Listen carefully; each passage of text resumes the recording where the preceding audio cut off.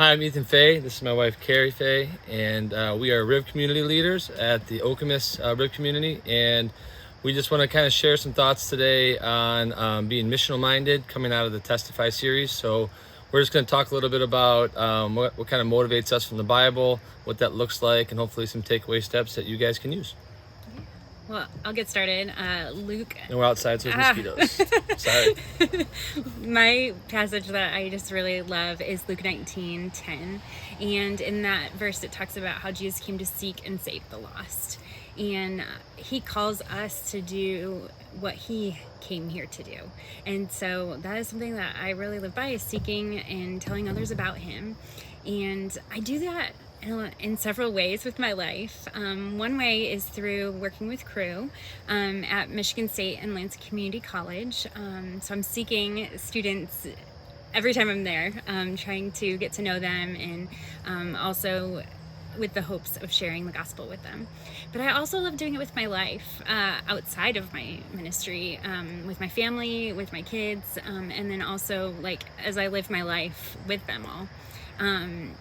One of the ways I really love to do it is through meeting moms, maybe at the playground or at different school events.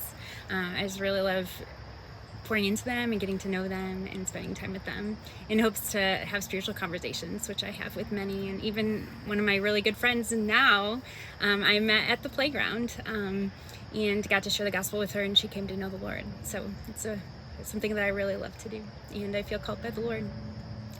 Yeah, and so there's many ways to do it. I think for me, I look at in Mark where Jesus talks about living and being with, maybe not living, being with some of the tax collectors and being in community with them. And I kind of take that approach and that thought in my life of, I'm a high school teacher, and so I am around people of different faith a lot. And so how can I make that a ministry field?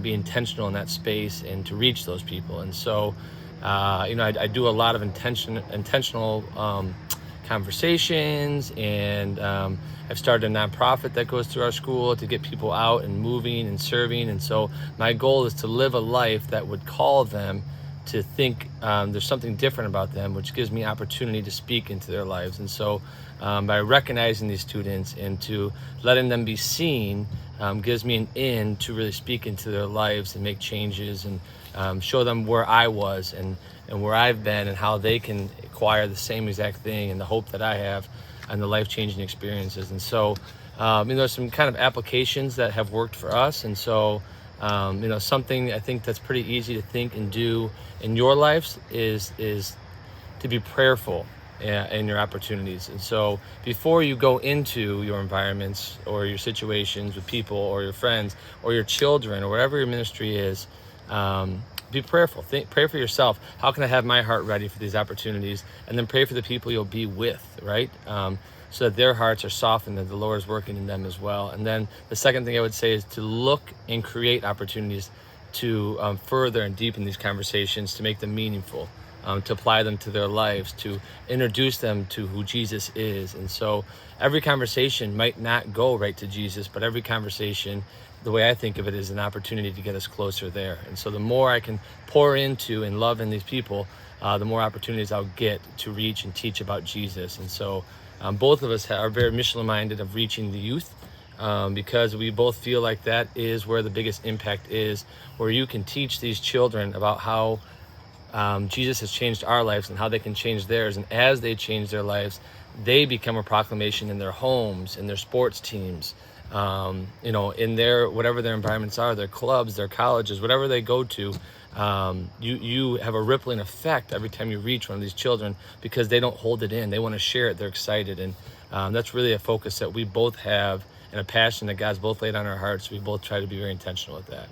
Another way too is through just thinking about, where can I seek people? Where in my life do I encounter people that are in need of a Savior?